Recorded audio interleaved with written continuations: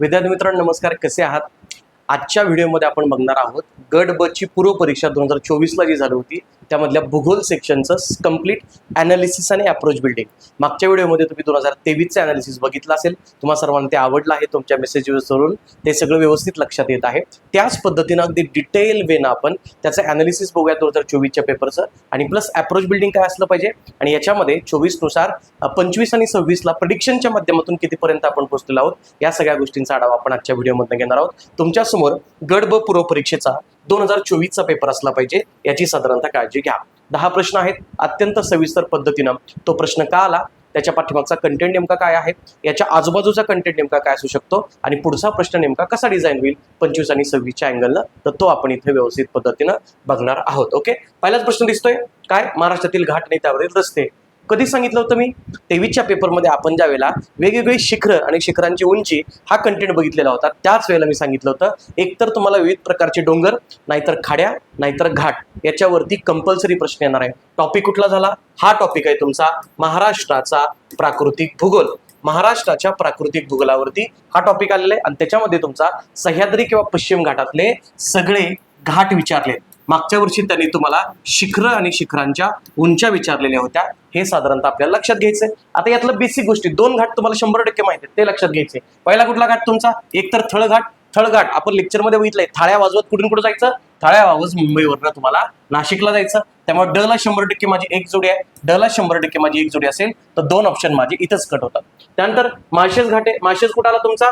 ठाणे आणि अहमदनगर साधारणतः या भागात येतो. त्यामुळे ब ला माझा ऑप्शन 3 आहे. ब ला माझा ऑप्शन 3 आहे. म्हणजे 2 ऑप्शन मध्ये टाय झालं. म्हणजे 100% तुम्हाला फोंडा घाट कुठं आणि तुमचा हनुमंते घाट कुठं हे माहित पाहिजे. सगळे घाट लेकरांना व्यवस्थित पाठ होतात. गडबड फक्त इथं होते, तुम्हाला सांगू का, ती म्हणजे कोल्हापूर पासून एक 5-6 घाट महत्वाचे आहेत, तिथं तुमची गडबड झालेली दिसते. मग काय करावं लागेल आपल्याला? हा टॉपिक जरासा अत्यंत डिटेलमध्ये बघावं लागेल. मग मी काय करतो, साधारणतः इथं आपण पुस्तकातला कुठेही कंटेंट नाहीये, तुमची मेमरी किती स्ट्रॉंग आहे, पिक्चरच फॉर्मॅटमध्ये तुम्ही कसं लक्षात ठेवता ते आपल्याला बघायचं आहे. आता साधारणतः आपण वरून उत्तरेकडनं दक्षिणेकडे जाऊयात, कारण कधी कधी असं विचारतात महाराष्ट्रातील पुढील घाटांचा उत्तरेकडनं दक्षिणेकडे क्रम लावा, असाही प्रश्न त्यांनी विचारलेला आहे. मग आपण काय करूयात मध्ये छत्रपती संभाजीनगर घेऊयात. या छत्रपती संभाजीनगरवरनं एकतर तुम्ही इकडं जळगावला जाता आणि एकतर तुम्ही इकडं धुळ्याला जाता. इथं तुमचं जळगाव आहे आणि इथं तुमचं धुळे आहे. धुळ्यावरनं तुम्ही इकडच्या साईडला नाशिकला येऊ शकता, बरोबर. नाशिक नंतर इथं तुमचं सटाणा नावाचा तालुका आहे नाशिकमध्ये, आणि गुजरातमध्ये इथं डांग नावाचा जिल्हा आहे. तर इथं आपण साधारणतः बघू शकतो. नाशिकवरनं तुम्ही इकडं मुंबईच्या साईडला येऊ शकता, अडचण नाहीये. नाशिकवरनं इकडं तुम्ही पुण्याच्या साईडला सुद्धा येऊ शकता, काय अडचण नाहीये. हे एक लक्षात ठेवायचं. आणि इथून तुम्ही म्हणजे इथं तुमचं अहिल्यानगर आहे, अहिल्यानगरवरनं इथं तुम्ही कल्याणच्या साईडला किंवा ठाण्याच्या साईडला सुद्धा जाऊ शकता. क्लिअर आहे? आताच्या पेपरमध्ये काय आलता? अहमदनगर ते ठाणे तुमचा माळशेज घाट. म्हणजे इथून तुमचे प्रश्न विचारलेले आहेत. प्रश्न आता कुठून कुठं आणि कसे डिसाईड होतात? एकतर तुम्ही वरच्या साईडला गेला तर छत्रपती संभाजीनगर जळगाव आणि छत्रपती संभाजीनगर धुळे, इथं तुमचा अजिंठा घाट आणि औटरम घाट हे 2 घाट तुमचे फिक्स होतात. काय अडचण आहे का तुमचा? अजिंठा आणि औटरम. त्यानंतर धुळ्यावरनं नाशिकला, धुळेवरनं नाशिकला इथं तुमचा लळिंग घाट आहे, तो एक तुम्हाला फेमस पद्धतीने जमला पाहिजे. त्यानंतर इथं सटाणावरनं डांग, सटाणा डांग हा गुजरात बॉर्डरवरचा घाट आहे. सटाणा बाभुळना असं साधारणतः पाठ करून टाका. सटाणा बाभुळना हा घाट तुम्हाला व्यवस्थित पद्धतीने जमला पाहिजे. त्यानंतर नाशिकवरनं मुंबईला काय बघितलं आपण? नाशिक मुंबईला जाताना थाळ्या वाजवत जायचं, किंवा त्याला अजून कसाऱ्याचा घाट असं सुद्धा म्हणतात. त्यामुळे थळ घाट आणि कसारा घाट दोन्ही पण एकच आहे. अहमदनगर ते कल्याण तुमचा किंवा ठाण्याला तुमचा माळशेज घाट आहे फेमस, तो एक लक्षात ठेवायचा. आणि नाशिकवरनं पुण्याला येताना इथं तुमचा चंदनापुरी घाट आहे. इतके घाट तुमचे साधारणतः नगरच्या उत्तर भागातले किंवा पुण्याच्या उत्तर भागातले पाठ असले पाहिजेत. हा एक सेगमेंट झाला. आता काय करू आपण? पुण्याला आलो. पुण्याला समजा इथं मी आलो तर पुण्यावरची ठिकाण लक्षात ठेवायची. इथं जर माझं सेंट्रल एरियामध्ये इथं माझं पुणे असेल तर पुण्यावरनं मी इकडं मुंबईला जाऊ शकतो, बरोबर. पुण्यावरनं इकडच्या साईडला मी रायगडमध्ये माणगावला जाऊ शकतो. ओके. त्यानंतर पुण्यावरनं इथं मी भोरला येऊ शकतो, आणि भोरवरनं इकडच्या साईडला मी महाडला जाऊ शकतो. ओके. महाडवरनं इथं तुमचा पोलादपूर जवळच आहे, आणि पोलादवरनं इथं तुम्ही खेड या साईडला जाऊ शकता. क्लिअर आहे सगळ्यांना? हे एक लक्षात ठेवायचं. त्यानंतर इथं पुण्यावरनं तुम्ही इकडच्या साईडला साताराला सुद्धा जाऊ शकता, बरोबर आहे. सातारावरनं तुम्ही इथं कराडला सुद्धा जाऊ शकता. पुण्यावरनं इकडच्या साईडला तुम्ही बारामतीला जाऊ शकता. कसं काय काढतोय मी? याच्यावरनं तुम्हाला विविध प्रकारचे घाट व्यवस्थित लक्षात ठेवता येतात. पुण्यावरनं मुंबईला जायचं असेल तर तुम्हाला सगळ्यात फेमस माहिती इथं तुमचा बोरघाट आहे. पुण्यावरनं बारामतीला जायचं असेल तर एक तुमचा दिवे घाट आहे आणि सासवड मार्गे जर गेलात तर सासवड मार्गे तुमचा बोपदेव घाट आहे. तर तो एक 2 घाट लक्षात ठेवायचे आहेत आपल्याला. पुण्यावरनं सातारा आयोगाचा जावई असणारा प्रश्न आहे, कंपल्सरी जुन्या पॅटर्न हा प्रश्न विचारायचे. पुण्यावरनं साताराचा तुमचा खंबाटकीचा घाट आहे. तर हे एक साधारणतः तुम्हाला व्यवस्थित लक्षात असलं पाहिजे. त्यानंतर साधारणतः पुण्यावरनं भोर आणि भोरवडनं महाड, भोर आणि महाड या घाटामध्ये तुमचा वरंधा नावाचा घाट आहे. तर हे एक जरासं लक्षात ठेवा. पुण्यावरनं माणगावला जाताना इथं तुमचा ताम्हिणी नावाचा घाट आहे, हा एक लक्षात ठेवायचं. महाड, पोलादपूर, खेड, दापोली या मार्गावरती तुमचा कशेडी नावाचा घाट आहे. कंबाईन प्रिलिम 2020 ला हा प्रश्न आलेला आहे, कशेडी घाट कोणत्या मार्गावरती, तर ते एक साधारणतः लक्षात ठेवायचं. आणि मला वाटतं आत्ता रिसेंटली इथं साताऱ्याच्या इथल्या साईडला आपण महाबळेश्वर काढू. इथं महाबळेश्वर आहे, महाबळेश्वर आणि त्याच्या शेजारी इकडच्या साईडला पाचगणी आहे. महाबळेश्वर आणि पाचगणीच्या मध्ये इथं तुमचा पसरणीचा घाट आहे. आता साधारणतः मे महिन्याच्या 20-25 तारखेच्या आसपास एक साधारणतः सातारला दुर्घटना घडली. स्कॉर्पिओ गाडी तुमची आंबेनळी घाटामध्ये पडली असं न्यूज होती. म्हणजेच तुमचा महाबळेश्वर ते पोलादपूर या मार्गावरती जो घाट आहे त्या घाटाचं नाव आहे आंबेनळी. अतिशय अवघड घाट आहे, तो एक लक्षात ठेवा. आणि महाडवरनं महाबळेश्वरला जाताना तुमचा पारघाट किंवा रणतुंडी घाट आहे, तर तो एक लक्षात ठेवायचा. इथं तुमचा पारघाट आहे, ते एक लक्षात ठेवा. गोष्टी किती सोप्या आहेत हे कळतंय तुम्हाला साधारणतः. आणि इथून तुम्ही कराडवरनं जर इकडे चिपळूणला आला, चिपळूण रत्नागिरीमध्ये, तर इथं तुमचा कुंभारली घाट आहे. तर हे एक आपल्याला इथं व्यवस्थित लक्षात ठेवता येऊ शकतं. क्लिअर आहे सगळ्यांना? तर हे दोन्ही घाट व्यवस्थित पद्धतीने इथं आपल्याला व्यवस्थित लक्षात आले पाहिजेत. आणि तिसरा सेगमेंट इथं आपल्याला व्यवस्थित बघता येऊ शकतो, तो म्हणजे कोल्हापूरचा. कोल्हापूरचा सेगमेंट असा आहे कारण कोल्हापूरनं खूप सारे घाट खालच्या दक्षिणेकडच्या साईडला जातात. इथं जर मी साधारणतः कोल्हापूर घेतला तर कोल्हापूरवरनं मी इकडं रत्नागिरीला जाऊ शकतो. इथं माझी रत्नागिरी आहे. कोल्हापूरवरनं मी इकडं साधारणतः कुडाळला येऊ शकतो. कोल्हापूरवरनं तिकडं मी तुम्हाला सावंतवाडीला जाऊ शकतो. ओके, कोल्हापूरवरनं मी तुम्हाला इकडं वैभववाडीला येऊ शकतो आणि मी सावंतवाडीवरनं इकडं बेळगावला जाऊ शकतो. इथून तुमचे काही महत्वाचे घाट तुम्हाला व्यवस्थित लक्षात ठेवले पाहिजे. कुठले कुठले घाट आहेत साधारणतः? कोल्हापूरवरनं रत्नागिरीला, रत्नागिरीचा हापूस आंबा फेमस आहे, त्यामुळे कोल्हापूरवरनं रत्नागिरीला आंबा खायला जायचं असं लक्षात ठेवायचं. कोल्हापूरवरनं कुडाळला तुमचा इथं हनुमंते घाट अत्यंत फेमस आहे. कोल्हापूर ते सावंतवाडी इथं तुमचा फोंडा घाट फेमस आहे. सावंतवाडीवरून तुम्हाला पणजीला जाता येतं, त्यामुळे आत्ताच्या पेपरमध्ये तुम्हाला त्यांनी कोल्हापूर ते पणजी असं विचारलंय. त्यानंतर सावंतवाडी बेळगाव इथं तुमचा आंबोली नावाचा घाट फेमस आहे, तो एक लक्षात ठेवा. आणि कोल्हापूर ते वैभववाडी इथं तुमचा गगनबावड्याचा घाट आहे, तो एक लक्षात ठेवायचा. कोल्हापूर ते इकडच्या साईडला विजयदुर्ग आहे, इथं तुमचा करूळचा घाट आहे, तर तो एक साधारणतः तुम्ही फेमस लक्षात ठेवू शकता.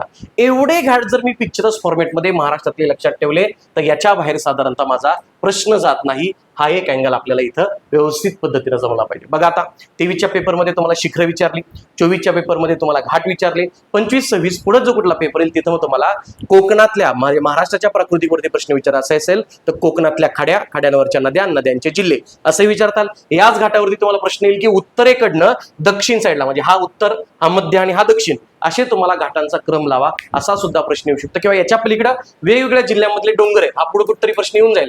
ते वेगवेगळ्या जिल्ह्यातले डोंगर आहेत, त्या डोंगरांचा सुद्धा प्रश्न तुम्हाला प्राकृतिकवरती येऊ शकतो.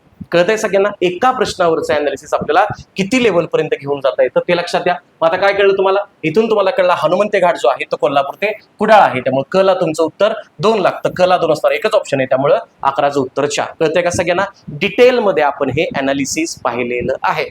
ऑल गुड जनता, कळतंय सगळ्यांना? सो या पद्धतीनं 11 नंबरचा प्रश्न आहे 2024च्या पेपरमधला. क्लिअर आहे? त्यानंतर पुढे बघूयात आपण साधारणतः प्रश्न क्रमांक 12 आहे तुमचा. अत्यंत सोपा, शंभू महादेवाची डोंगर रांग ही कोणत्या नद्यांची जरबण आहे? मला वाटतं भूगोलामध्ये पाठ करत असताना महाराष्ट्राच्या हा सर्वात सोपा प्रश्न आहे तुमचा, तर हा एक आपल्याला लक्षात येईल. तो सेम आपण मागचा प्रश्न सुद्धा प्राकृतिक भूगोलावरती होता महाराष्ट्राच्या, हा प्रश्न सुद्धा प्राकृतिक भूगोलावरती. त्यामुळं आयोगाचं वेटेज जे आहे भारताचं पण प्राकृतिक भूगोल आणि महाराष्ट्राचं प्राकृतिक भूगोल कंबाईनला किंवा राज्यसेवेला दोन्हीकडे जास्त असणार तुम्हाला इथं व्यवस्थित दिसतं. आता प्रश्न सोडवण्याच्या आधी आपण थोडासा कंटेंट व्यवस्थित पद्धतीने लक्षात घ्या. भारताचा विचार केला साधारणतः भारत आणि महाराष्ट्राचं कंपॅरिझन, इकडच्या साईडला तुमची एक विंध्य नावाची रांग आहे. ओके, विंध्यच्या खाली तुमची इथं नर्मदा नावाची नदी वाहते. नर्मदेच्या खाली काय आहे तुमचं? सातपुडा नावाची रांग आहे. सातपुड्याच्या खाली तुम्ही आला साधारणतः तर इथं तुमची तापी नदी वाहते. यातली ही तापी पश्चिम वाहिनी आहे आणि नर्मदा सुद्धा पश्चिम वाहिनी, त्यामुळे या 2 नद्या पश्चिम वाहिनी आहेत. हे पण साधारणतः लक्षात ठेवायचं. नदी चॅप्टर मध्ये पुन्हा याच्यावरचा प्रश्न इथे बघूयात. नर्मदा नदी तुमची इथं साधारणतः अमरकंटकच्या आसपास उगम पावते, तर ते एक लक्षात ठेवायचं. तापी तुमची इकडच्या साईडला मुलताई ठिकाण आहे मध्य प्रदेश, इथं उगम पावते, ते लक्षात ठेवा. तापी खाली आली तुमची की मग तुम्हाला इथं सातमाळा अजिंठा या रांगा दिसतात. सातमाळा अजिंठा इथं तुमची सातमाळा आहे. सातमाळा हे नाव तुमचं नाशिकमध्ये आहे आणि अजिंठा नाव तुमचं छत्रपती संभाजीनगरमध्ये. हीच रांग साधारणतः पुढे जाते. नांदेडमध्ये तिला निर्मलच्या टेकड्या असं म्हटलं जातं आणि यवतमाळमध्ये तिला पुसदच्या टेकड्या आहेत असं सुद्धा म्हटलं जातं. तर ही झाली. याच्या खाली तुमची नदी येते ती म्हणजे गोदावरी. गोदावरीच्या खाली आला तुम्ही, इथल्या साईडला तुमचं हरिश्चंद्र आणि तुमचं बालाघाट ही रांग तुम्हाला माहिती आहे. बालाघाट रांग बीडमध्ये आहे आणि हरिश्चंद्र राठ तुमची अहिल्यानगरमध्ये, हे एक लक्षात ठेवायचं. याच्या खाली तुमची नदी आहे मग भीमा. भीमेच्या खाली तुमची साधारणतः शंभू महादेव ही रांग आहे साधारणतः आणि त्याच्या खाली तुमची नदी आहे कृष्णा. महाराष्ट्रातल्या ज्या सह्याद्रीच्या पूर्वेकडील उपरांग आहेत त्याचा असा प्रश्न विचारतात आणि इकडच्या साईडला मग तुमचा सह्याद्री येतो. सह्याद्रीला आपण महाराष्ट्राचा प्रमुख जलविभाजक म्हणतो आणि सातमाळा अजिंठा, हरिश्चंद्र बालाघाट आणि शंभू महादेव या रांगांना दुय्यम जलविभाजक किंवा उपजलविभाजक रांग आहेत असं म्हणतो. आयोगानं आतापर्यंत 17,532 वेळा प्रश्न विचारलाय. कुठल्या रांगा, कुठल्या नद्या कोणत्या रांगाच्या दरम्यान आहेत हे पण माहित पाहिजे. यातलं अजून थोडं पर्टिक्युलर केलं तर एक लक्षात ठेवायचं. सातमाळा हे नाव पर्टिक्युलरली नाशिकच्या भागात आहे तुमचं. अजिंठा हे रांग तुमचं छत्रपती संभाजीनगरच्या भागात आहे तुमचं. हरिश्चंद्र हे नाव तुमचं साधारणतः अहिल्यानगरच्या भागात आहे कारण हरिश्चंद्रगड, कळसुबाई हे सगळं एकमेकांच्या जवळ आहे आणि बालाघाट नाव तुमचं बीडमध्ये आहे. शंभू महादेव हे रांग तुमचं साधारणतः सातारा जिल्ह्यातल्या इथं तुमचं शंभू महादेव शिखर शिंगणापूरचं ठिकाण आहे त्याच्यावरनं पडलेलं आहे. तर हे एक आपल्याला व्यवस्थित लक्षात ठेवायचं आहे. आता मला सांगा याच्यावरती अजून कुठले, हा झाला लेअर 1चा प्रश्न, अत्यंत सोपा. आता काय विचारलं तुम्हाला, शंभू महादेव रांगा या कोणत्या दोन नद्यांच्या दरम्यान आहेत, उत्तर काय असलं पाहिजे, भीमा आणि कृष्णा. हा तुमचा आत्ताचा प्रश्न सुटला. इथून पुढे प्रश्न विचारतील की उत्तर ते दक्षिण क्रम लावा, तो तुम्हाला साधारणतः व्यवस्थित पद्धतीने जमला पाहिजे. आणि याच्या पुढे जर समजा गेलं तर असाही प्रश्न येतो. आता बघा मी काही किल्ले काढतो. किल्ले काढताना एक इथं मी प्रतापगड नावाचा किल्ला काढतो. इथं प्रतापगड किल्ला आहे. इथं मी साधारणतः, इथं पुणे कुठेतरी असेल, इथं मी साधारणतः शिवनेरीचा किल्ला काढणार आहे. इकडं अजिंठाच्या वगैरे साईडला इथं मी दौलताबादचा किल्ला काढतो. उद्या असा पण प्रश्न विचारू शकतात ना, एकतर किल्ले उत्तर ते दक्षिण विचारतील, तुम्हाला लोकेशन माहिती आहे. दौलताबाद हा छत्रपती संभाजीनगरमध्ये असला पाहिजे, प्रतापगड हा तुमचा सातारामध्ये असला पाहिजे, शिवनेरी तुमचा पुण्यामध्ये असला पाहिजे. उद्या रांगा विचारला तर शिवनेरी तुमचा हरिश्चंद्र बालाघाट रांगांच्या मध्ये येतो, दौलताबाद तुमचा सातमाळा अजिंठाच्या मध्ये येतो आणि प्रतापगड तुमचा शंभू महादेव मध्ये येतो. म्हणजे उद्या तुमचे कितीही डिफिकल्ट प्रश्न याच्यावरती फिरवून विचारले तरी सुद्धा हा कंटेंट तुम्हाला तिथं पुरेसा ठरेल. आता आलंच आहे तर इथं तुमचे वेगवेगळ्या जिल्ह्यातले डोंगर आपण एकदा व्यवस्थित पद्धतीने बघूयात. महाराष्ट्र परत एकदा आपण इथं व्यवस्थित काढूयात. महाराष्ट्र आपण बघितला तर मेन रांगा झाल्या. हा सह्याद्री झाला, सातमाळा अजिंठा, हरिश्चंद्र बालाघाट, शंभू महादेव ह्या सगळ्या सांगा. वरच्या साईडला तुमचं सातपुडा आहे, त्याच्या वरच्या साईडला विंध्य, नर्मदा, तापी हे क्लिअर बघितलं. इथं तुम्ही जर आला नंदुरबारमध्ये, सातपुडा मधले दोनच डोंगर आपल्याकडे महत्वाचे आहेत. सातपुडा आपल्याकडे एक तर अमरावतीच्या साईडला येतो आणि दुसरा तुमचा साधारणतः या साईडला येतो. इथं तुमच्या सातपुडामध्ये दोन महत्वाच्या रांगा आहेत. एक अमरावतीमध्ये तुमच्या गाविलगडच्या टेकड्या फेमस आहेत. गाविलगडच्या टेकड्या फेमस आहेत. तिथंच तुमचं चिखलदरा नावाचं ठिकाण आहे. चिखलदराची साधारणतः उंची 1115 मीटर आहे. ते एक साधारणतः लक्षात ठेवा. गाविलगड आणि चिखलदरा दोन महत्वाच्या गोष्टी. आणि इथंच तुमचा मेळघाट आहे, म्हणजे पूर्णा नदीचा उगम असणारं ठिकाण आहे तुमचं मेळघाट. आणि इकडं नंदुरबारच्या साईडला तुमचं इथं तोरणमाळ नावाचं पठार आहे. तोरणमाळ इथंच तुमचं अस्तंबा नावाचं शिखर आहे. हे अस्तंबाची उंची जवळपास तुमची 1325 मीटर आहे आणि अस्तंबा तुमचं महाराष्ट्रातल्या सातपुडातलं सर्वोत्तम शिखर आहे. टोटल सातपुडामध्ये इथं धूपगड नावाचं ठिकाण आहे शिखर, त्याची उंची 1350 मीटर आहे, पण ते तर मध्य प्रदेशमध्ये. त्यामुळे महाराष्ट्रातलं सातपुडा विचारलं तर तुमचं ते अस्तंबा येणार आहे. ते एक साधारणतः लक्षात ठेवा. इथं तुमचा धुळे आहे. धुळ्यामध्ये तुमच्या हनुमान आणि गाळणा या दोन महत्वाच्या टेकड्या आहेत. इथं तुमचं जळगाव आहे. जळगावमध्ये तुमचं घोडसगाव, हस्ती, शिरसोली या 2-3 महत्वाच्या टेकड्या आहेत. इथं तुमचा ठाणे आणि पालघर आहे. ठाणे आणि पालघरची तुंगार टेकडी अत्यंत फेमस आहे. इथं मध्ये तुमचा नाशिक आहे. नाशिकमध्ये सगळ्यात जोड्या बघा, खळ्या, जावळ्या, मांगी तुंगी, साल्लेर, मुरलेर, बरोबर ना. हरिश्चंद्रगड तुमचं खालच्या साईडला येतो. तर ह्या सप्तशृंगी आहे तुमची, ते एक लक्षात ठेवायचं. इथं साधारणतः तुमचा नगर येतो. नगरमध्ये हरिश्चंद्रगड, कळसुबाई, अलंग, मलंग, कुलंग अशी महत्वाचे डोंगर रांग आहेत. इव्हन तुमच्या मला वाटतं अदुला नावाची पण रांग आहे तुमची अहिल्यानगरमध्ये, ते एक लक्षात ठेवायचं. त्याच्या खाली तुमचा पुणे येतो. पुण्यामध्ये मग तुमचा रायरेश्वर आहे, राजगड आहे, तोरणा आहे तुमचा, कळसुबाई नावाच्या टेकड्या आहेत, ते एक तुम्हाला व्यवस्थित पदे लक्षात ठेवायचे. इथं तुमचा सातारा आलं. सातारा तर मुळातच पश्चिम घाटामध्ये येतो, त्यामुळे टेकड्यांचा जिल्हा आहे तुमचा. इथं चंदनवदन जोडीची टेकडी एकच बाकी सगळ्या नाशिकमध्ये पण एकच तुमची सातारामध्ये, तिथं तुमचं येतो. त्यानंतर तुमचं इथं पूर्व साईडला सीताबाईचे डोंगर आहेत, इकडे बामनोलीचे डोंगर आहेत, इथं साताराच्या खालच्या साईडला आगाशिवाचे डोंगर आहेत, तर ते साधारणतः आपल्याला, आणि इथं मध्ये येवतेश्वरचे डोंगर आहेत, हे एक लक्षात ठेवायचं.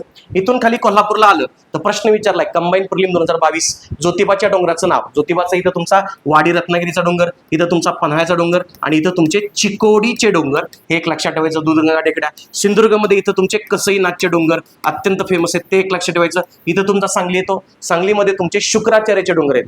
या सांगली आणि सोलापूरच्या सीमेवरती इथं तुमचे शुक्राचार्याचे डोंगर आहेत, हे लक्षात ठेवायचं. आता मध्ये पठाराचा भाग आला, इथं काही महत्वाच्या एवढ्या टेकड्या नाहीयेत. पण नांदेडमध्ये निर्मला आपण मगाशी बघितलं, यवतमाळमध्ये तुमच्या पुसदच्या टेकड्या आहेत, हे एक लक्षात ठेवा. इथं तुमच्या वर्धा आणि नागपूरच्या बाउंड्रीवरती गरमसूर नावाच्या टेकड्या आहेत. त्यानंतर नागपूरमध्ये मनसर नावाच्या टेकड्या आहेत. त्यानंतर साधारणतः भंडाऱ्यामध्ये आंबागड आणि कोका नावाच्या टेकड्या आहेत. आणि महाराष्ट्राची ईशान्य सीमा इकडं गोंदियामध्ये दरकेसा नावाच्या टेकड्या आहेत. हे आयोगाचं अत्यंत आवडतं, ते एक आपल्याला इथं लक्षात ठेवायचं आहे.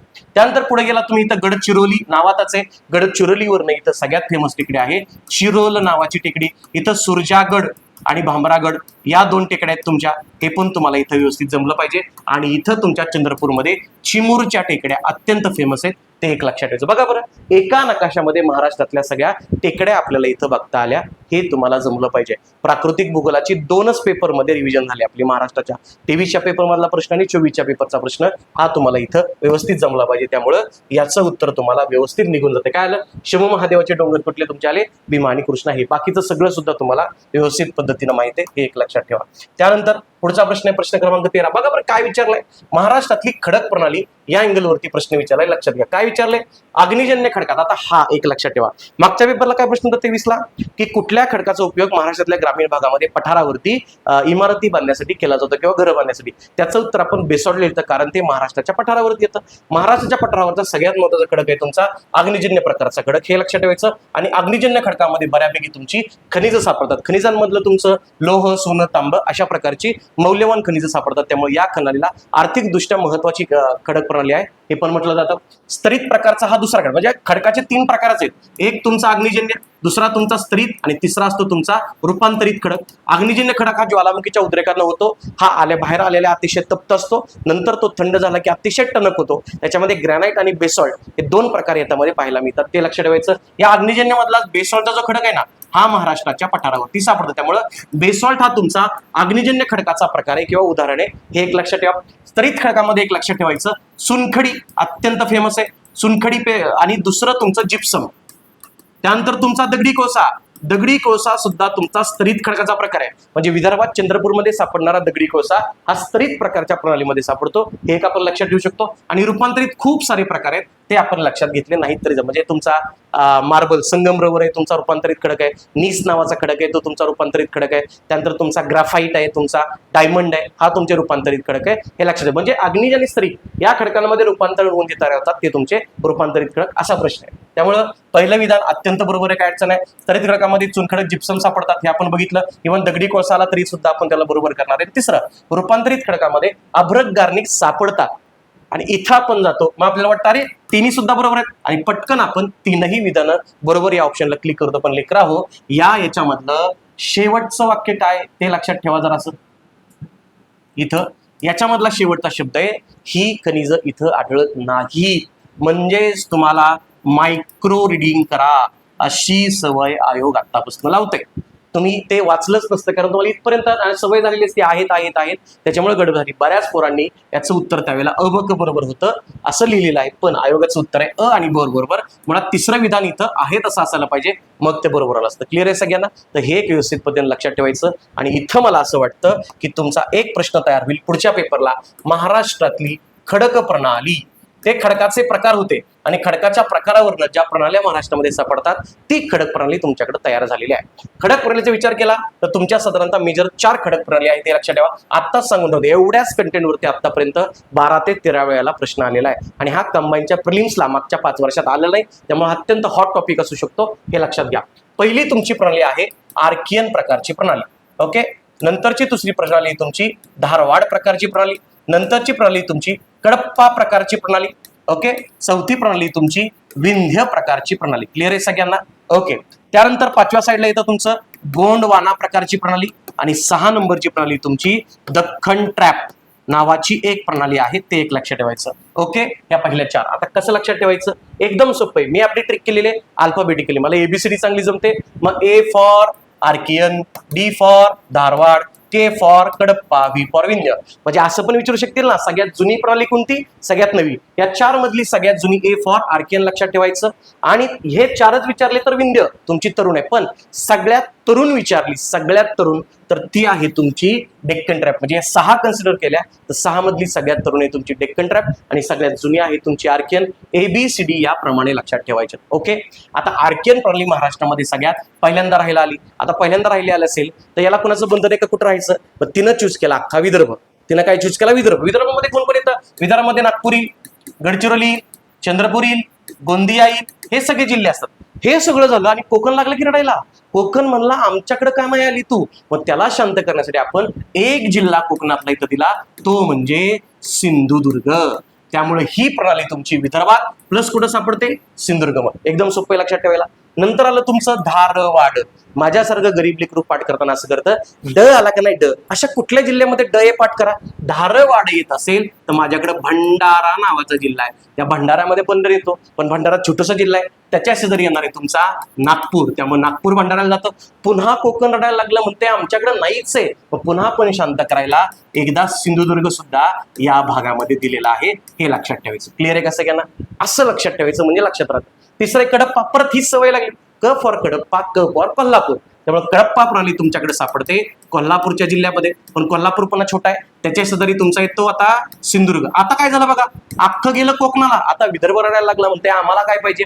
त्यात परत अमरावती आणि नागपूर असे 2 प्रशासकीय विभाग आहेत. आता नागपूरची इथं शांती झालेली आहे. मग अमरावती म्हणतो आता मला पाहिजे, आणि अमरावती विभागातला सगळ्यात मोठा जिल्हा म्हणून मान आपण इथं मात्र दिला यवतमाळ. त्यामुळे कडप्पा प्रकारची प्रणाली तुमची यवतमाळच्या भागामध्ये पण सापडते, हे एक लक्षात ठेवायचं आहे. नंतर तो विंध्यचं काम एक सोपं. ते म्हणतो ज्या जिल्ह्यांच्या नावामध्ये अनुस्वार आहे ते जिल्हे पहिले घ्या. 2 जिल्हे आहेत मग आपल्याकडे, एक सिंधुदुर्ग आहे आणि एक तुमचा चंद्रपूर. पण सिंधुदुर्गचं लय झालं इथं, मग आपण इथं घेतो विंध्यला चंद्रपूर. क्लिअर आहे सगळ्यांना, हे लक्षात ठेवायचं. असं लक्षात ठेवा, प्रश्न कधीही विसरणार नाहीये तुमचा. पुढचा टॉपिक आहे तुमचा इथं गोंडवाना.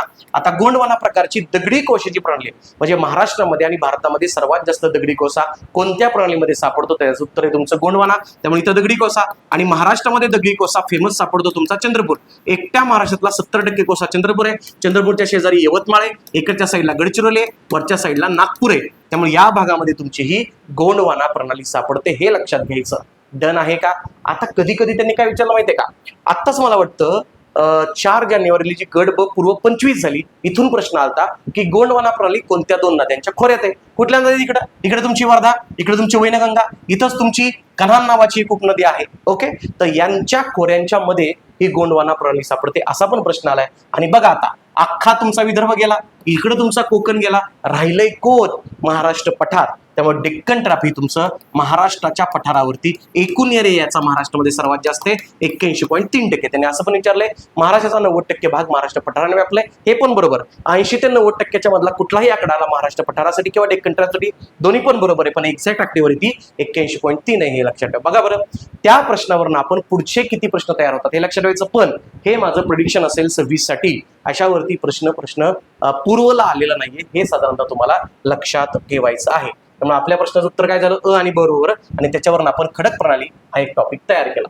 पुढे आला तुमचा नदी प्रणालीचा टॉपिक. हा एक जरासा आता व्यवस्थित लक्षात ठेवायचं. काय विचारलं इथं विचारलंय नद्या. पहिलं वाक्य दिले, फेमस आहे, महाराष्ट्रामध्ये भीमा नदीचा स्वतंत्र खोरा आहे का. ऑब्व्हियसली आहे, कारण भीमा नदी जरी कृष्णेची उपनदी असली तरी महाराष्ट्रामध्ये ती कृष्णेला मिळत नाही. त्यामुळे महाराष्ट्रामध्ये भीमेचं खोरं आपण स्वतंत्र पकडतो, अत्यंत बरोबर आहे. त्यानंतर दुसरं, पैनगंगा नदी अजिंठा रांगेत उगम पावते. पैनगंगा जरी गोदावरीची विदर्भातली उपनदी असली तरी तिचा उगम बुलढाण्याजवळ बुधना रांगेंमध्ये अजिंठाच्या जवळ होतो. त्यामुळं हे वाक्य सुद्धा अत्यंत बरोबर आहे. त्यामुळं आणि ब असे बरोबर विचारले, आणि ब इथं चालतंय तुमचं, त्यामुळे हे माझं डायरेक्टली कट झालं. पुढं, मांजरा ही कृष्णेची. आता बारकेतलं बारकं पूर्व घेतलं एमपीसीचा अभ्यास करणं त्याला एवढं माहिती आहे की मांजरा ही गोदावरीची उजव्या तीरावरची उपनदी तुमची किंवा बरोबर दक्षिणेकडची, त्यामुळे हे वाक्य सपशेल चूक आहे, सपशेल चूक आहे. यातनं मला सापडलं. डायरेक्ट चौथं वाक्य न वाचता सुद्धा अ आणि ब बरोबर उत्तर आहे. सिंदफणा नदी गोदावरीची उत्तरेकडची उपनदी. आता यांनी इतकं मात्र विचारले की उत्तरे किंवा डाव्याकडच्या. सिंदफणा नदी मांजराच्या जवळचीच आहे, गोदावरीची दक्षिणेकडची उपनदी उत्तरेकडची नाही, त्यामुळे अ आणि ब उत्तर निघालं. आणि यातनं मला साधारणतः कळतंय की नदी प्रणाली तुम्हाला व्यवस्थित आणि अत्यंत डिटेलमध्ये बघितली पाहिजे. मग आपण काय करूयात, आत्ता आलंय तर गोदावरी नदी त्यांनी डिटेल विचारली, गोदावरी बघून घेऊ. पुढच्या काही प्रश्नांमध्ये बाकीच्या नद्या बघितल्यात. मी लेक्चरमध्ये जे घेतो तेच तुम्हाला इथं सांगतोय. म्हणजे युट्यूबला फ्री सेशन आहे म्हणून काहीतरी राखून ठेवतोय असं अजिबात नाही. डिटेलमध्ये सगळ्या गोष्टी सांगितल्यात. पण अधिक माहितीसाठी मागच्याही लेक्चरला सांगितलं की आपली ध्यास प्रबोधिनी ॲपवरती आपली कंबाईनची ग्रुप बी आणि सी ची रिव्हिजन बॅच आहे आणि 27ची जी तयारी करतायत त्यांच्यासाठी इंटिग्रेटेड मोठी बॅच जी आहे भूगोलाची भारत आणि महाराष्ट्राच्या, ती सुद्धा साधारणतः जूनच्या एंडिंग पर्यंत येणार आहे. त्यामुळे त्या दोन्ही गोष्टी तुम्हाला इथं लक्षात ठेवायच्या. आपण काय बघूया, गोदावरीची प्रणाली. गोदावरीचा उगम कुठं? गोदावरीचा उगम तुमचा साधारणतः त्र्यंबकेश्वरच्या ठिकाणी होतो, हे आपल्याला माहिती आहे. गोदावरी अशी साधारणतः वाहत जाते. गोदावरीची एकूण लांबी 1465 किलोमीटर आहे, पण महाराष्ट्रातली लांबी तिची 668 किलोमीटर आहे. महाराष्ट्रातली सर्वात लांब नदी हे लक्षात ठेवायचं आणि भारतातली दुसरी सर्वात लांब नदी हे पण आपल्याला इथं लक्षात ठेवायचं. आता गोदावरी तुमची या साईडला जाते, त्याला गोदावरीच्या पठारावरच्या उपनद्या लक्षात ठेवायचं. कुठलाही नदी प्रणालीचा टॉपिक करताना 4च गोष्टी लक्षात ठेवायच्या. एक, नदी आणि नदीचा उगम स्थळ. दुसरं, नदीच्या उपनद्या. उपनद्या करताना अजून डिटेल करता आलं तर उजव्या आणि डाव्या तीरावरच्या करून ठेवा. तिसरं, नद्यांवरची धरणं. चौथं, नद्यांच्या काठावरची शहरं. अशी एक साधारणतः 4 ते 5 टॉपिक केले तर याच्या बाहेर नदीचा प्रश्न जातच नाही, त्यामुळे हे करून ठेवायचं. मग आपण बघू, पहिलं उगम बघितला. दुसरं आपण बघूयात उपनद्या. उपनद्यांमध्ये घेतलं तर पहिलं तुमची उपनदी आहे उजव्या साईडच्या बघू. पहिले आहे दारणा, नंतर आहे तुमची प्रवरा, नंतर आहे तुमची सिंदफणा आणि नंतर आहे तुमची मांजरा. आलता का प्रश्न? मांजरा ही नदी गोदावरीची आहे, कृष्णेची नाही. तर हे झालं तुमचं, ही झाली तुमची दारणा. ओके, दुसरी आली तुमची प्रवरा, नंतर इथे तुमची सिंदफणा आणि नंतर इथे तुमची मांजरा. ओके, सिंदफणा बीडच्या आसपास उगम आहे, मांजरा बालाघाटच्या पठारावरची उगम आहे, प्रवरा तुमचा रतनगड आहे ना तुमचा हरिश्चंद्रगड कळसुबाईच्या तिथं, तिथला उगम आहे. दारणा आहे बरं, काही वारणा नाही आहे. दारणेचा उगम तुमचा साधारणतः त्र्यंबकेश्वरच्या शेजारीच झालेला आहे, ते एक आपल्याला इथं लक्षात ठेवायचं आहे. ओके, आणि इकडच्या साईडनं पहिले कादवा, नंतर आहे शिवना आणि नंतर आहे तुमची दक्षिण पूर्णा. ही आली तुमची कादवा, नंतर आहे तुमची शिवना आणि नंतर आहे तुमची दक्षिण पूर्णा. दक्षिण पूर्णाची एक उपनदी आहे दुधना नावाची, तर ते पण आपल्याला इथं लक्षात ठेवायचं. या झाल्या गोदावरीच्या दक्षिणेकडच्या आणि उत्तरेकडच्या किंवा डाव्या तीरावरच्या आणि उजव्या तीरावरची उपनद्या. क्लिअर आहे सगळ्यांना? आता इथं इथं एक राहिलं माझं संगम स्थळ. संगम स्थळ एक आयोगाने प्रश्न विचारलेला आहे, ते एक लक्षात. आपण काय करूयात, वेगवेगळ्या नद्यांची संगम स्थळ इथं व्यवस्थित बघूयात. पहिलं तुमचं गोदावरी आणि कादवाचं इथं संगम स्थळ आहे ना, इथं तुमचं नांदूर मधमेश्वर आहे. इथं नांदूर मधमेश्वरचं धरण सुद्धा आहे, ते लक्षात ठेवा. प्रवरा आणि गोदावरी. प्रवराची एक उपनदी आहे इथं मुळा नावाची. सिंदफणाची उपनदी आहे तुमची इथं बिंदुसरा नावाची. आणि प्लस इथं एक लक्षात ठेवायचं, मांजरेच्या इथं मन्याड, लेंडी, तावरजा, तेरणा हे एक लक्षात ठेवा. या एक उपनदी आहेत, मन्याड आहे, इथं तुमची लेंडी आहे, इथं तुमची तावरजा आणि दुसरी तुमची तेरणा.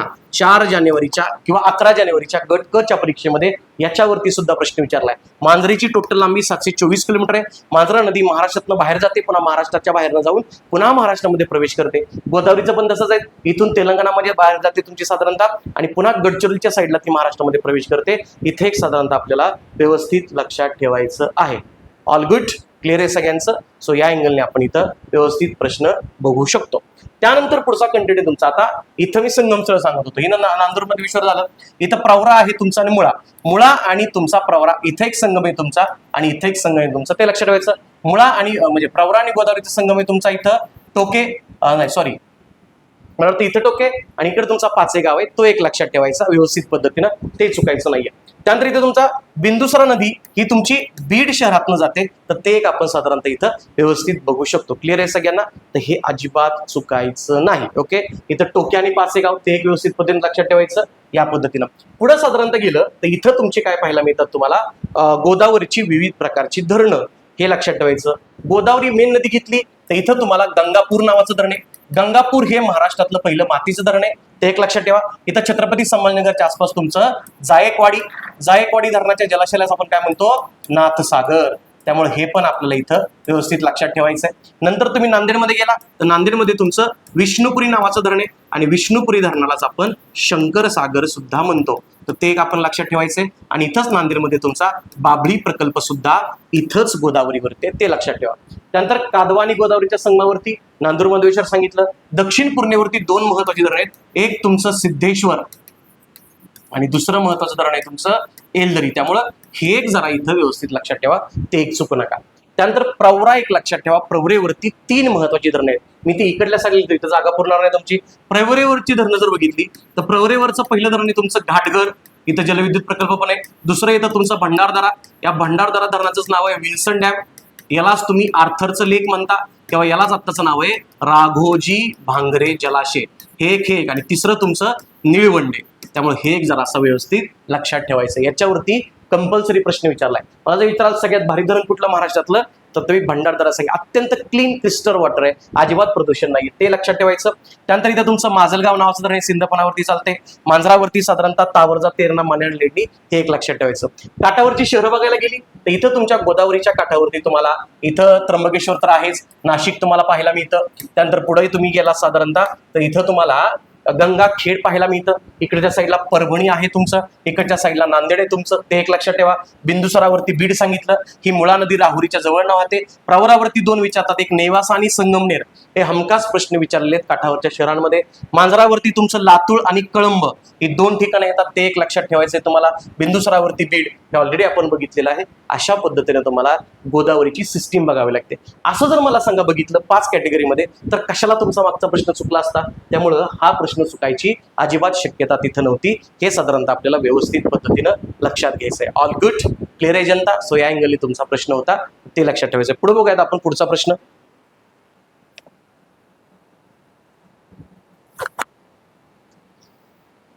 ठीक आहे, चलो नेक्स्ट क्वेश्चन. प्रश्न क्रमांक आय थिंक 15 असेल हा. 15वा प्रश्न. महाराष्ट्रातील 1960 आणि 2020 मधील एकूण प्रशासकीय विभाग. सिंपल आहे. 1960 ला किती होते आणि 2020 ला, हा प्रश्न का आला माहितीये का? राज्यसेवा पूर्व 2020 ला एक प्रश्न आलता की स्थापनेच्या वेळी कधी 1960 ला महाराष्ट्रामध्ये तालुके किती होते आणि जिल्हे किती होते? 26 जिल्हे आणि 229 तालुके, आणि स्थापनेच्या वेळेला आपल्याकडे होते 4 प्रशासकीय विभाग. ते आता किती झालेत? आत्ताच्या काळाला 4 प्रशासकीय विभागाचे 6 झाले, तालुक्याचे झाले 358 तालुके आणि जिल्ह्याचे झाले तुमचे 36 जिल्हे. त्यामुळे उत्तर काय असलं पाहिजे? 1960 ला तुमचं 4 आहे आणि 2020 ला तुमचं 6 आहे, हे लक्षात ठेवायचं. पुन्हा एकदा बारकाईने बघा बरं का, कधी कधी 6 आणि 4 असा पण ऑप्शन देऊ शकतात, ते अजिबात चुकायचं नाही या पद्धतीनं. पण नवीन कोण तयार झाले तुमचे? 1960 ला जे 4 होते त्याच्यामध्ये नवीन तयार झाले तुमचे, एक आहे तुमचा नाशिक, दुसरा आहे तुमचा अमरावती. तर ते एक लक्षात ठेवायचं आहे तुम्हाला. आता काय करायचं, याच्या पुढचा प्रश्न असू शकतो तुम्हाला, तालुके किती आहेत? 229 हे आपल्याला माहित आहे. त्यानंतर 26 जिल्हे होते, 26 वरून 36 झाले. मग मी लेक्चरमध्ये पाठ करून घेते लेकरांचं. सजला, ग, वान, हिंगोपा, सिंधुदुर्ग आहे, जालना आहे, वाशिम आहे, नंदुरबार आहे, हिंगोली आहे, गोंदिया आहे, त्यानंतर पालघर आहे तुमचा. या क्रमानं जे तयार झालेत ते साधारणतः आपण लक्षात ठेवलेले ते जिल्हे. पुढचा कुठला तरी प्रश्न येईल त्यावेळेला ते बघूयात आपण. इव्हन त्या जिल्हा निर्मितीच्या तारखा विचारतात, जिल्हा निर्मितीचा क्रम सुद्धा विचारतात, तर त्या अँगलने आपल्या इथं लक्षात घ्यायचं आहे. त्यानंतर पुढे असं विचारू शकतात की महाराष्ट्रामध्ये जे तुमचे साधारणतः प्रशासकीय विभाग आहेत त्या प्रशासकीय विभागामध्ये किती तालुके किती जिल्हे. मग आपण एकदा सिंपल हे करूयात. पहिला तुमचा क्षेत्रफळानुसार घेतला तर सगळ्यात मोठा छत्रपती संभाजीनगर आहे. 2 नंबरला येतो क्षेत्रफळानुसार नाशिक आणि 3 नंबरला क्षेत्रफळानुसार येतो तुमचा पुणे, हे लक्षात ठेवायचं. त्यानंतर आता छत्रपती संभाजीनगरमध्ये तुमचे जिल्हे 8 आहेत, नाशिकमध्ये जिल्हे 5 आहेत, पुण्यामध्ये जिल्हे 5 आहेत. ओके, हा झाला क्षेत्रफळानुसारचा क्रम. ओके, अपार्ट फ्रॉम दॅट हे लक्षात ठेवा. नंतर आपण मी रॅन्डम घेऊयात. नंतर येतो तुमचा नागपूर, नंतर येतो तुमचा अमरावती आणि मग येतो तुमचा कोकण. नागपूरमध्ये 6 जिल्हे, अमरावतीमध्ये 5 जिल्हे आणि कोकणामध्ये 7 जिल्हे, हे लक्षात ठेवा. इव्हन त्यांनी असा पण प्रश्न विचारलाय की कुठल्या प्रशासकीय विभागामध्ये एकूण 5 जिल्हे आहेत? नाशिकमध्ये 5, पुण्यामध्ये 5 आणि नागपूर नाही, अमरावतीमध्ये 5. आता तालुके विचारलेत. छत्रपती संभाजीनगरमध्ये 8 तालुके आणि 76 जिल्हे तुमचे, 8 जिल्हे आणि 76 तालुके. नाशिकमध्ये 5 तुमचे साधारणतः जिल्हे आहेत, पण तालुक्यांची संख्या अत्यंत कमी आहे. सर्वात कमी म्हटली तरी चालेल कोकण सोडलं तर ती नाशिकमध्ये 54 आहे. नंतर पुण्यामध्ये साधारणतः तुमचे 58 आहेत, अमरावतीमध्ये तुमचे साधारणतः 56 आहेत आणि नागपूरमध्ये तुमचे 64 आहेत आणि कोकणामध्ये तुमचे साधारणतः 50 आहेत. त्यामुळे सगळ्यात कमी तालुके कोकणामध्ये, 2 नंबरला कमी तुमचे नाशिकमध्ये, सर्वात जास्त जिल्हे आणि सर्वात जास्त तालुके पुन्हा एकदा छत्रपती संभाजीनगरमध्ये येतात. पहिल्या 3चा हा तुमचा क्षेत्रफळानुसार क्रम आहे. छत्रपती संभाजीनगर, नाशिक आणि पुणे याच्यावरती सुद्धा प्रश्न येऊ शकतो. आता हा झाला महाराष्ट्राच्या राजकीय भूगोलावरचा. राजकीय भूगोलावरती अजून एक प्रश्न तयार होऊ शकतो, जिल्हा निर्मितीचा क्रम, जो की तुम्हाला मी इथं सांगितला. आणि दुसरं, कुठल्या जिल्ह्यामध्ये किती तालुके यांच्या जोड्याला. खूप वर्ष झाला हा प्रश्न आला नाही, त्यामुळे हा प्रश्नाची सुद्धा तयारी जराशी व्यवस्थित करून ठेवा. क्लिअर आहे सगळ्यांना? सो या अँगलने हा प्रश्न आपण इथं व्यवस्थित बघता येऊ शकतो. त्यानंतर पुढचा प्रश्न काय होता? पुढचा प्रश्न आहे 16. मला वाटतं 23च्या पेपरमध्येच मी तुम्हाला बेसॉलच्या खडकावरनं काळी कापसाची माती, जांभी माती, तांबडी माती सांगितली. याच्यावर आता अंदाज आला असेल, प्रश्न तुम्हाला हा लगेच सुटेल. इथं काय आपल्याला फारशी एक्सप्लेन करायची गरज नाही. काळी कापसाची माती घेतली तुम्ही, तर काळी कापसाची माती कुठे सापडते? महाराष्ट्राच्या पठारावरती. क्लिअर आहे सगळ्यांना? महाराष्ट्राचा पठारी प्रदेश, त्यामुळे अला किती आलं तुमचं? 3. 2 ऑप्शन कॅन्सल झाले. जांभी माती कुठं? जांभी माती तुमची साधारणतः सापडते कोकणामध्ये, पर्टिक्युलरली दक्षिण कोकण आहे, त्यामुळे ब ला तुमचं 1 आहे. त्यानंतर तांबडी माती कुठं? उत्तर कोकण आणि पूर्व विदर्भ, त्यामुळं क ला तुमचं 2 आहे. आणि भरड माती तुमची सह्याद्रीचा पूर्व भाग. हे झालं. 8वं बरं काय सांगितलं होतं? काळी कापसाची माती आठवते का? वॉटर होल्डिंग कॅपॅसिटी जास्त आहे, सेल्फ प्लविंग सॉइल, असं सुद्धा तुम्हाला मी सांगितलं होतं मागच्या लेक्चरला. तर ते एक लक्षात ठेवायचं. याच्यामध्ये पाणी धरून ठेवण्याची क्षमता जास्त आहे, त्यामुळं हिच्यामध्ये पावसाचं प्रमाण कमी असतं, सुद्धा पिकं अत्यंत जास्त येतात. ही तुमची तापी, गोदावरी, भीमा आणि कृष्णा यांच्या खोऱ्यात सापडते, हे आपण बघितलं होतं. दुसरी गोष्ट इथे एक लक्षात ठेवायचं, काळ्या कापसाची मध्ये काय कमी होतं? नायट्रोजन कमी होतं आणि बाकी सगळं जास्त आपण बघितलं होतं. त्यानंतर जांभ्या आणि तांबड्यामध्ये काय बघितलं होतं? Fe आणि Al हे 2च घटक जास्त आहेत. फक्त जांभ्यामध्ये त्याचं पाण्याचं प्रमाण जास्त असल्यामुळं रासायनिक वितरण झालं आणि इथं तुमचं कायिक वितरण झालं. हे एक आपण लक्षात ठेवायचं आहे. आता डोंगराच्या उत्तरवरती कसली माती असणार आहे? पर्वतीय माती, म्हणजे उथळ माती असणार आहे, हे एक लक्षात ठेवा. मागच्याच वेळा आपण बघितलं होतं साधारणतः डॉक्टर शिरूर आणि बसू या 2 माणसांनी महाराष्ट्रातल्या मातीचे एकूण 6 प्रकार केले. वन प्रकार पण बघितले, मी तुम्हाला सांगितलं. चॅम्पियन आणि सेट यांनी वन प्रकार सुद्धा आपले 6 सांगितले होते, हे आपण डिटेल बघितलं. आणि अजून एक लक्षात ठेवा, ICAR नावाची संस्था आहे. ICAR या संस्थेनं देशाचे एकूण भाग मातीचे केलेले आहेत 8, महाराष्ट्रामध्ये यांनी केलेले आहेत 6, हे एक लक्षात ठेवा. भारतामध्ये सगळ्यात जास्त विचारली तर भारतामध्ये सगळ्यात जास्त गाळाची माती सापडते, 2 नंबरला तांबडी माती सापडते आणि 3 नंबरला तुमची काळी कापसाची माती सापडते. हे एक आपण लक्षात ठेवायचं आहे. क्लिअर आहे? एवढाच प्रश्न आहे, तोच पुन्हा रिपीट झाला. या अँगलला आपल्याला इथं प्रश्न बघावा लागेल. त्यानंतर पुढचा प्रश्न बघूयात. प्रश्न क्रमांक तुमचा 17 आहे. मला वाटतं ज्यांनी आता राज्यसेवेची पूर्वपरीक्षा दिली, गट क ची पूर्वपरीक्षा दिली सलग, म्हणजे 2026 मध्येच हा प्रश्न 2दा रिपीट झाला, कारण हा प्रश्न ऑलरेडी 24ला सुद्धा रिपीट झाला. प्रश्न काय तुमचा?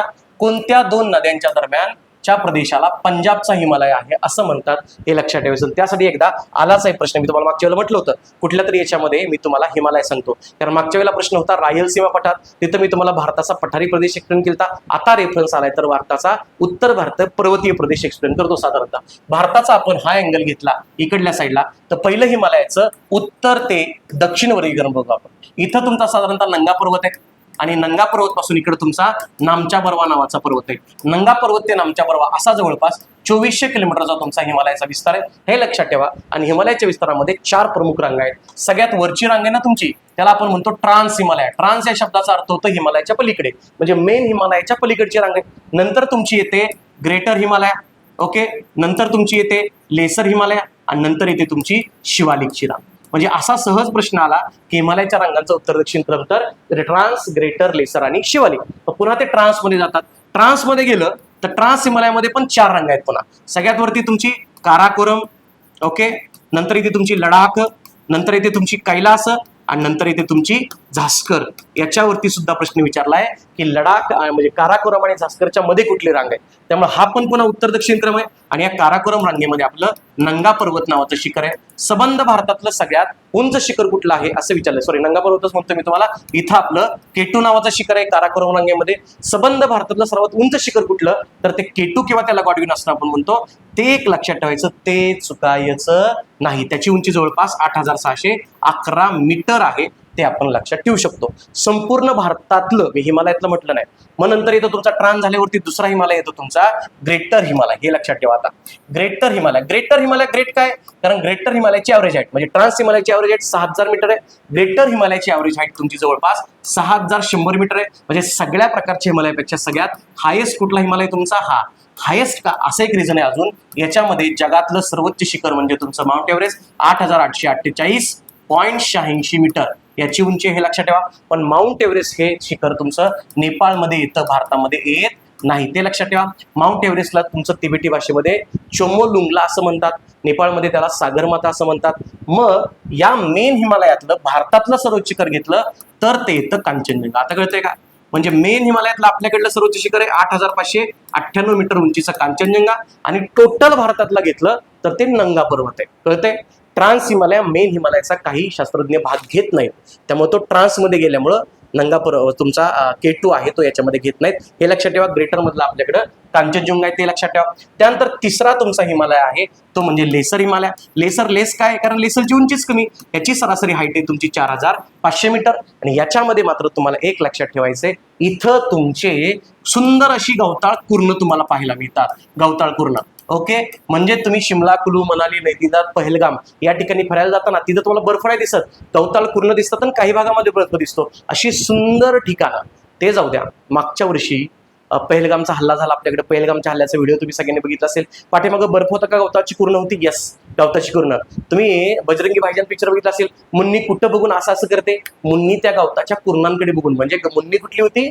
मर्ग मधली होती. त्या गवताळ कुर्ण जी लेसर मध्ये असतात त्यांना आपण म्हणतो मर्ग. शिमला, कुलू, मनाली, नैनिताल, बैसरार, कांगडा, काश्मीर खोरं हे सगळी पर्यटनाची ठिकाणं तुमची लेसरमध्ये येतात. आणि लेसरच्या खाली येतो तुमचा शिवालिक प्रकारचा हिमालय. शिवालिक म्हणजे टेकडाचा एक तुमचा अतिशय कमी उंची याची, हे लक्षात ठेवा. इथून तुमच्या नद्या या साधारणतः मैदानावरती व्हायला लागतात, हे लक्षात ठेवायचं. हे झालं हिमालयाचं उत्तर ते दक्षिण वर्गीकरण. दुसरं वर्गीकरण आहे मग सिडनी बुरांड नावाच्या माणसाने केलं. सिडनी बोराड नावाचे शास्त्रज्ञ आले आणि या सिडनी बोराड नावाच्या शास्त्रज्ञाने हिमालयाचं प्रादेशिक वर्गीकरण केलं. तो काय म्हणला, इथं तुमची सिंधू नदी आहे, इथं तुमची सतलज नदी आहे, इथं तुमची काली नदी आहे, इथं तुमची तिस्ता नदी आहे आणि इकडं तुमची ब्रह्मपुत्रा नदी आहे, असं त्याचं वर्गीकरण. इथं तुमची सिंधू ते सतलज, सतलज ते काली, काली ते तिस्ता आणि तिस्ता ते ब्रह्मपुत्रा, असं त्यांनी वर्गीकरण केलं. आणि कुठल्या कुठल्या भागामध्ये हे विचारलं. सिंधू ते सतलजच्या मध्ये भारतातले राज्य कुठले येतात? एक तर जम्मू काश्मीर आणि पंजाब, त्यामुळे या हिमालयाला म्हणतात काश्मीर अथवा पंजाब हिमालय. इथं आपल्याकडलं राज्य येतं उत्तराखंड, त्यामुळे याला म्हणतात कुमाऊ अथवा गढवाल हिमालय. इथं नेपाळ येतं, नेपाळ काय आपला भाग नाही त्यामुळे याला नेपाळ हिमालय म्हणतात. आणि इथं आपल्याकडचं आसाम येतं, त्यामुळं तिस्ता ते ब्रह्मपुत्राच्या मध्याला आसाम म्हणतात. आता काय विचारलंय, सिंधू ते सतलज मध्ये कुठला हिमालय? उत्तर काय आलं तुमचं? पंजाब. क्लिअर आहे? हे सिडनी बुरांचं वर्गीकरण आहे, हे साधारणतः आपल्याला इथं व्यवस्थित लक्षात ठेवायचं आहे. अजून एक वर्गीकरण चॅटर्जीचं. चॅटर्जी सरळ काय केलं, सिंधू ते सतलज मध्ये पश्चिम हिमालय, मग इथं मध्य हिमालय आणि इकडे तुमचा पूर्व हिमालय, असं साधारणतः वर्गीकरण केलं. पण चॅटर्जीचं वर्गीकरण साधारणतः कोणीही बघत नाही. इथं अजून काही जणांना करायचं असेल तर इथं हिमालयातल्या खिंडी जो आहे हा एक टॉपिक इथं ओपन झाला आता, कारण त्यांनी हिमालयामधल्या या वर्गीकरणावरती प्रश्न विचारला. त्यामुळे पुढे कुठे रेफरन्स आला तर आपण खिंडी 100% बघूयात. रेफरन्स कळतोय का? त्यामुळं या प्रश्नाचं उत्तर जे आहे तुमचं, ते या प्रश्नाचं उत्तर तुम्हाला इथे येऊन जातं. कायला पंजाब हिमालय. पंजाब कुठला? सिंधू ते सतलज. एकदम सोपं उत्तर आहे, याच्यामध्ये काही अडचण नाही आपल्याला. क्लिअर? अजून एक बरं का, सिंधू नदी प्रणाली आयोगाची अत्यंत आवडती आहे, त्यामुळे सिंधू प्रणालीमध्ये आताच प्रश्न आला मला वाटतं 4 जानेवारीला. कारण काय विचारलं होतं त्यांनी की भारत पाकिस्तान पाणी जलवाटप करार आणि तुमचा त्याच्यामध्ये कुठल्या पाण्यावरती भारताचा हक्क आहे? सिंधू नदी घेतली ना, सिंधू, झेलम, चिनाब, रावी, बियास, सतलज या त्याच्या उपनद्या आहेत. या वरच्या 3 पाकिस्तानच्या सडल्या, त्यामुळे याच्यावरती पाकिस्तानचा 80% हक्क आहे आणि या नद्यांवरती 100% भारताचा हक्क आहे. कुठले? सिंधू, झेलम, चिनाब त्यांच्याकडं आणि रावी, बियास, सतलज आपल्याकडं. असा एक प्रश्न तुम्हाला साधारणतः विचारला जातो. तर ते सिंधू प्रणाली तुमची व्यवस्थित लक्षात पाहिजे. नंतर साधारणतः 18 नंबरचा प्रश्न आहे, पश्चिम आणि वायव्य भारतामध्ये अतिउष्ण, कोरडे आणि धुळीचे वारे असतात. या धुळीच्या वाऱ्याला काय म्हणतात? उष्ण, कोरडे आणि धुळीचे वारे. एकच लक्षात घ्यायचं, हे जे चहावारे त्याला आपण टी शॉवर्स म्हणतो, नॉर्वेस्टर आणि कालबैसाखी, हे तीन पण तुमचे पाऊस पडणारे मान्सून पर्ववारे आहेत. यातला एकच वारा अतिशय उष्ण आणि कोरडा आहे आणि त्याचं उत्तर आहे लू. कुठनं प्रश्न विचारला? 11वीचं एनसीईआरटी, पण त्यापेक्षा आपल्या भारताच्या भूगोलामध्ये पण दिलेलं आहे आणि महाराष्ट्राच्या भूगोलामध्ये सुद्धा ही मान्सून पूर्व पाऊस आहेत. याला म्हणतो आपण प्री मान्सून रेन्स. बघा आता काय म्हणतो याला, प्री मान्सून रेन्स. कुठे कुठे असतात? सबंध भारताचा जर विचार केला, आता इथं काढण्यापेक्षा आपण इथंच काढूया. सबंध भारताचा जर आपण असा विचार केला तर सबंध भारतामध्ये लोकेशन लक्षात घ्या. वायव्य भारतामध्ये इथं असतो तो लू असतो, पण तो अतिशय उष्ण आणि कोरडा असतो, त्याच्यापासून फारसा पाऊस पडत नाही. दुसरा नॉर्वेस्टर होता. इथं जे छोटा नागपूरचं पठार आहे बघितलं आपण 23च्या प्रश्नामध्ये, छोटा नागपूरच्या पठाराच्या आसपास तुमचे नॉर्वेस्टर्स असतात, ते लक्षात घ्यायचं. आसाममध्ये जे मान्सून पूर्व पाऊस पडतो त्याला आपण म्हणतो T showers. Okay, T showers किंवा त्याला दुसरं एक नाव आहे बोर्डो चिला. तर ते एक आपल्याला इथं लक्षात घेतलं येतं. त्यानंतर महाराष्ट्रामध्ये आंब्याला फरक पडतो म्हणून त्याचं नाव आहे आम्रसरी. काही ऑप्शन मध्ये आंबेसरी सुद्धा दिलंय. कोकणामध्ये महाराष्ट्राच्या इथं दक्षिण महाराष्ट्रामध्ये जो पाऊस पडतो ना, तर तिथं वळवाचा पाऊस सुद्धा आहे मान्सून पूर्व, ते लक्षात ठेवा. कर्नाटकामधलं जे मान्सून पूर्व रेन आहे त्याला आपण म्हणतो कॉफी बहारसरी, कॉफी बहारसरी. आणि केरळमधला जो पाऊस आहे त्याला आपण म्हणतो चेरी बहारसरी. मला सांगा, हा वन लाईनर होता. हा जोड्या लावाचा सुद्धा अत्यंत भारी प्रश्न तयार होतो आणि इथून तुम्हाला भारताचा मान्सून नावाचा सेगमेंट ओपन झालेला आहे. 2026ला माझं प्रेडिक्शन आहे, कारण यावर्षी एल निनो अत्यंत ऍक्टिव्ह आहे. त्यामुळे भारतातला मान्सून, भारतातल्या मान्सूनवरती परिणाम करणारे घटक, भारतातल्या मान्सूनचं आगमन, याच्यावरती मी एक सेपरेट व्हिडिओ बनवणार आहे. ते एक लक्षात ठेवायचं. तर तो व्यवस्थित लक्षात घ्या. भारतातलं मान्सून करून जावा. आपल्या भारताच्या भूगोलाच्या पुस्तकामध्ये व्यवस्थित दिलेलं आहे. नैऋत्य मोसमीवाऱ्यापासून पाऊस पडतो, 85% पाऊस पडतो. परतीच्या मान्सूनला आपण ईशान्य मोसमीवारा म्हणतो. कुठल्या तारखेला मान्सून कुठे येतो, म्हणजे तुम्ही सारखं ऐकता नाही. 1 जूनला केरळच्या किनारपट्टीवरती मान्सून धडकणार होता, पण तो डिले झाले. 7 जूनला आपली आजी म्हणायची महाराष्ट्रामध्ये पाऊस पडणार आहे. ह्या मान्सूनच्या आगमनाच्या तारखा आहेत, हे आपल्याला तिथे लक्षात येतं. त्यामुळे ते व्यवस्थित लक्षात ठेवायचे. मान्सून क्लिअर आहे सगळ्यांना? सो या प्रश्नाचं उत्तर काय झालं तुमचं? लू वारे. आणि बाकीचे सुद्धा आपण व्यवस्थित बघितले. पुढे 19 नंबरचा प्रश्न आहे तुमचा. साधारणतः काय प्रश्न विचारलाय तुम्हाला? प्रश्न विचारलेला आहे तो म्हणजे स्वामीनाथन आयोग. मला वाटतं मागच्याच पेपरमध्ये आपण चर्चा केली, विविध प्रकारच्या क्रांत्यांमध्ये स्वामीनाथन अत्यंत चर्चेत आहेत. स्वामीनाथन यांचं निधन झालं म्हणूनच कदाचित हा प्रश्न विचारला असेल. भारतातील कोरडवाहू शेती, इंग्लिशमध्ये याला आपण ड्राय लँड म्हणतो. तसं कोरडवाहूचा डिट्टो तुमचं ट्रान्सलेशन ड्राय लँड होतं, पण इथं त्यांनी ड्राय फार्मिंग दिलंय आणि ड्राय फार्मिंग वरनं मग मला उत्तर काढता येते, हे लक्षात घ्या. स्वामीनाथन यांनी शेतीचे 3 प्रकार केले. एक आहे पावसा आधारित शेती ना तुमची, पावसा आधारित शेती, त्यामध्ये किंवा ड्रायलँड फार्मिंग आपण म्हणतो त्याला, ड्रायलँड फार्मिंग. या ड्रायलँड फार्मिंगचे 3 भाग केले. एक आहे ड्राय फार्मिंग. या ड्राय फार्मिंगला आपण मराठीमध्ये म्हणतो कोरडी शेती. दुसरे आहे ड्राय लँड फार्मिंग. या ड्रायलँडला आपण मराठीमध्ये म्हणतो कोरडवाहू शेती. आणि तिसरी आहे तुमची रेनफेड फार्मिंग. रेनफेडला आपण मराठीमध्ये म्हणतो पावसा आधारित शेती. हे कशावर केलं वर्गीकरण त्यांनी? पावसाचं प्रमाण जे आहे, ज्या भागामध्ये जवळपास 75 सेंटीमीटर पेक्षा कमी पाऊस पडतो ती झाली कोरडी शेती. जिथं 75 ते 115 सेंटीमीटर पाऊस पडतो ही झाली तुमची कोरडवाहू शेती. आणि जिथं तुमचा 115 सेंटीमीटर पेक्षा जास्त पाऊस पडतो, मग तो 200 का असाना, ती झाली तुमची पावसा आधारित शेती. आता मला सांगा प्रश्न काय विचारला आहे? ड्राय फार्मिंग मोर दॅन 100 येईल का? मोर दॅन 100 येणार नाही. लेस दॅन 30 पण नाहीये तुमचं. मोर दॅन 200 हे तर येणारच नाही. मग काय? लेस दॅन 100 बट मोर दॅन 40 ते 100 हे येतं का? 75 मध्ये येतं. त्यामुळे मोस्ट करेक्ट आन्सर काय झालं तुमचं? Only D.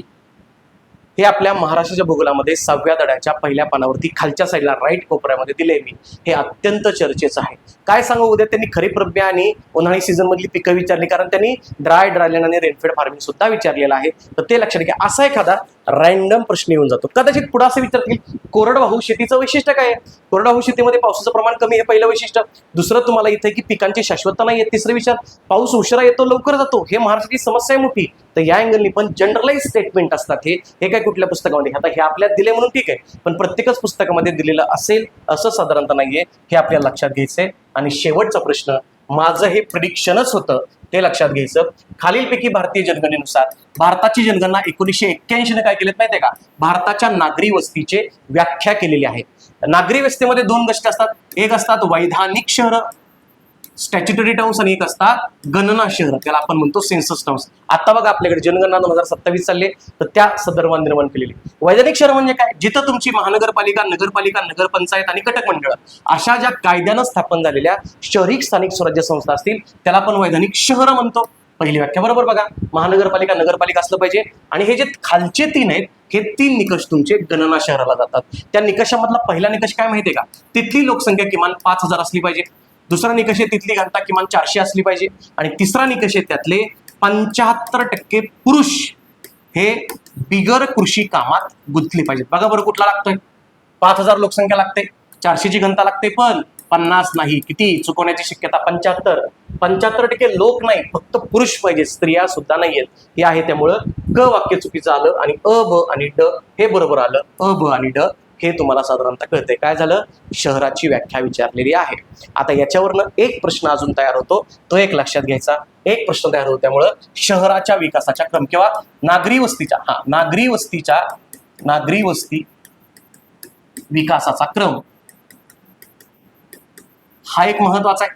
सगळ्यात छोटा असतं खेडे, नंतर असतंय शहर, नंतर असतंय नगर. नगरापेक्षा मोठं काय रे, नगरापेक्षा मोठं महानगर, महानगरापेक्षा मोठं येतं तुमचं सन्नगर, आणि सगळ्यात मोठं असतं महाकाय.